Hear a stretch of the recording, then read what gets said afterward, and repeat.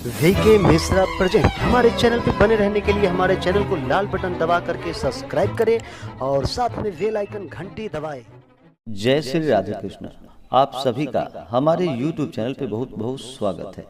आइए आज जानते हैं आश्विन माह के शुक्ल पक्ष में पड़ने वाली एकादशी के व्रत, पूजन, शुभ मुहूर्त, महत्व, पारण समय और किस चीज से पारण करें, इन सबों के बारे में। आश्विन माह के शुक्ल पक्ष में पड़ने वाली एकादशी को पापांकुशा एकादशी के नाम से जाना जाता है। यह व्रत सभी प्रकार के पापों को नष्ट करने वाला है। इस दिन विशेष प्रकार से मौन रह करके इस दिन इस व्रत को किया जाता है और इस दिन भगवान विष्णु, माता लक्ष्मी का पूजन किया जाता है। इससे भगवान प्रसन्न होकर के मनोवांछित फलों को प्रदान करते हैं। धर्म ग्रंथों के अनुसार जो मनुष्य कठिन तपस्याओं के द्वारा फल प्राप्त करते हैं, वही फल इस एकादशी पर शेष नाग पर शयन करने वाले भगवान श्री हरि विष्णु को नमस्कार करने मात्र से ही मिल जाते हैं और व्रत करने पर अनंत गुना पुण्य फलों की प्राप्ति होती है और भगवान सभी प्रकार के सुख और समृद्धि को प्रदान करते हैं। इस व्रत के प्रभाव से मनुष्य को यमलोक के दुख नहीं भोगने पड़ते हैं। यह एकादशी उपासक करने वाले के मातृपक्ष के 10 और पितृपक्ष के 10 पितरों को विष्णु लोक लेकर के जाती है। एकादशी का व्रत हर माह के शुक्ल पक्ष और कृष्ण पक्ष की एकादशी तिथि के दिन एकादशी का व्रत किया जाता है। हर वर्ष में 24 एकादशी का व्रत होता है। वहीं पर अगर मलेमास हो, अधिक मास हो तो 2 एकादशी बढ़कर 26 एकादशी का व्रत होता है। हर एकादशी का अपना अपना विशेष महत्व माना गया है। इसी प्रकार से आश्विन माह के शुक्ल पक्ष में पड़ने वाली एकादशी का एक अपना विशेष ही महत्व माना गया है। धार्मिक मान्यताओं के अनुसार पाप रूपी हाथी को व्रत के पुण्य रूपी अंकुश से भेदने के कारण इस तिथि का नाम पापांकुशा एकादशी पड़ा। इस दिन मौन रहकर भगवान विष्णु की आराधना करने से शुभ फलों की प्राप्ति होती है। मान्यता है कि इस दिन भगवान विष्णु की विधिवत पूजा अर्चना करने वाले भक्तों की मनोकामनाएं अवश्य ही पूर्ण होती है।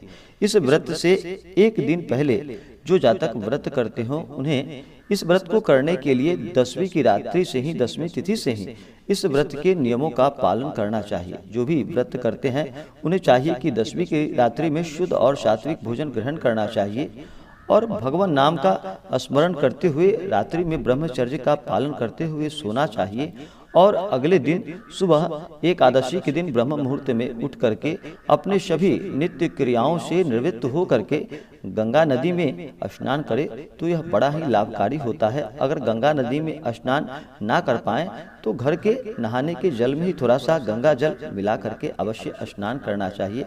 इससे पुण्य फलों की प्राप्ति होती है। और फिर स्नान करने के बाद शुद्ध वस्त्र धारण करें। उसके बाद फिर मन में संकल्प लेना चाहिए। संकल्प लेते हुए भगवान विष्णु और माता लक्ष्मी से प्रार्थना करनी चाहिए। आपके मन में जो भी इच्छा हो, जो भी कामना हो, वह भगवान विष्णु और माता लक्ष्मी से कहनी चाहिए। दिन भर व्रत उपवास रहते हुए इस व्रत को करना चाहिए।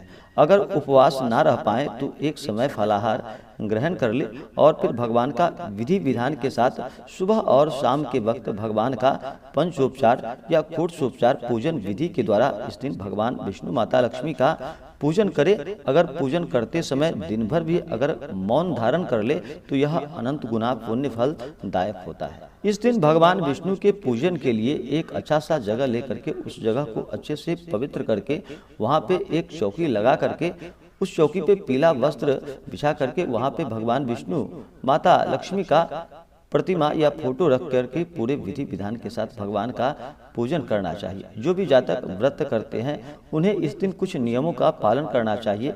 जैसे कि इस दिन तामसिक वस्तुओं से दूर रहना चाहिए। मांस, मदिरा, लहसुन, प्याज आदि का प्रयोग बिल्कुल भी नहीं करना चाहिए। शुद्ध और सात्विकता का पालन करना चाहिए। धर्म कर्म का कार्य करना चाहिए। अपने से बड़ों का सदा ही आदर और सम्मान करना चाहिए। महिलाओं का सम्मान करना चाहिए। इससे माता लक्ष्मी प्रसन्न होती है। जहाँ पर और जिस घर में भी महिलाओं का सम्मान होता है वहाँ पे माता स्थिर लक्ष्मी का वास होता है। इसलिए महिलाओं का सदा ही सम्मान करें। एकादशी के दिन चावल ग्रहण नहीं किया जाता है।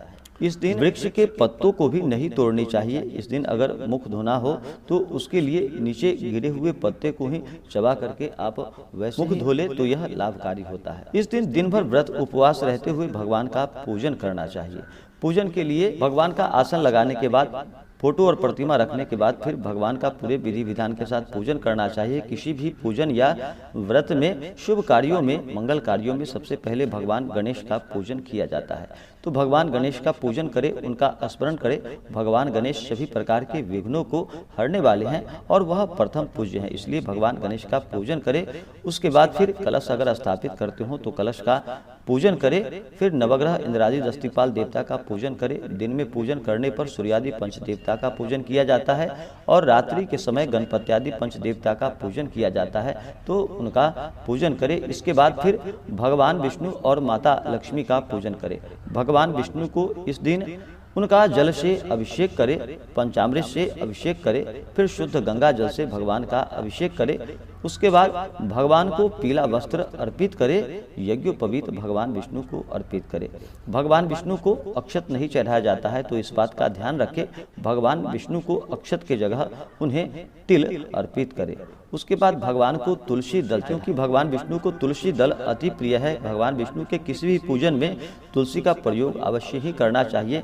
बिना तुलसी पत्र के भगवान विष्णु प्रसन्न नहीं होते हैं, इसलिए भगवान विष्णु को तुलसी पत्र अर्पित करें। धूप और दीप दिखाएं, अनेक प्रकार का नैवेद्य अर्पित करें। नैवेद्य के बाद भगवान को जल चढ़ाएं। उसके बाद द्रव्य और दक्षिणा अर्पित करें। पुंगी फल तांबूल भगवान को अर्पित करें। इसी प्रकार से माता लक्ष्मी का भी पूजन करें। माता लक्ष्मी का उनका जल से अभिषेक करें, पंचामृत से अभिषेक करें, उनके ऊपर शुद्ध गंगा जल चढ़ाएं। माता लक्ष्मी को लाल वस्त्र अर्पित करें, उन्हें लाल पुष्प चढ़ाएं।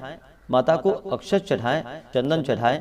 महिलाएं माता लक्ष्मी को सिंदूर अर्पित करें और पुरुष माता लक्ष्मी को चंदन अर्पित करें।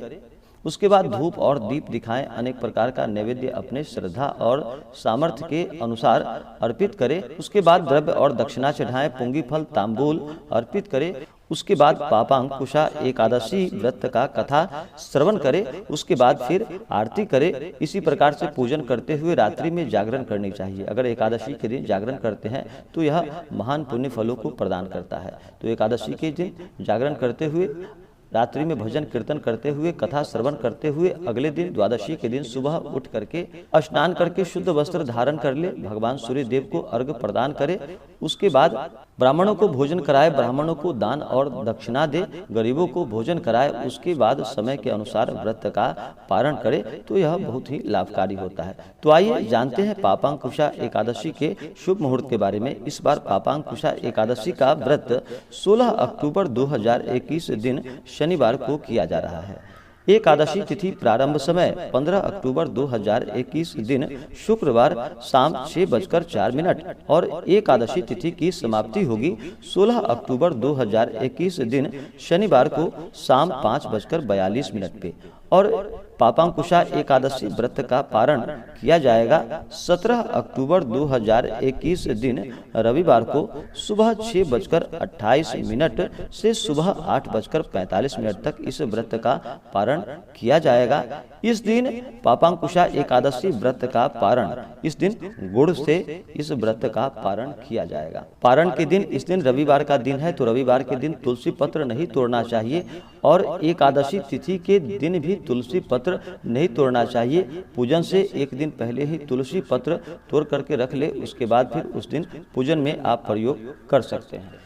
तो आशा करता हूं कि यह जानकारी आपको अच्छा लगा हो। ऐसे ही ज्ञानवर्धक जानकारियां प्राप्त करने के लिए हमारे इस चैनल को लाल बटन दबा करके सब्सक्राइब करें, साथ में बेल आइकन घंटी दबाएं ताकि मेरे वीडियो का नोटिफिकेशन आपके पास सबसे पहले पहुंचे। वीडियो को लाइक और अपने मित्रों तथा दोस्तों के साथ शेयर करें। सुखी रहें और स्वस्थ रहें। जय श्री राधे कृष्ण। धन्यवाद।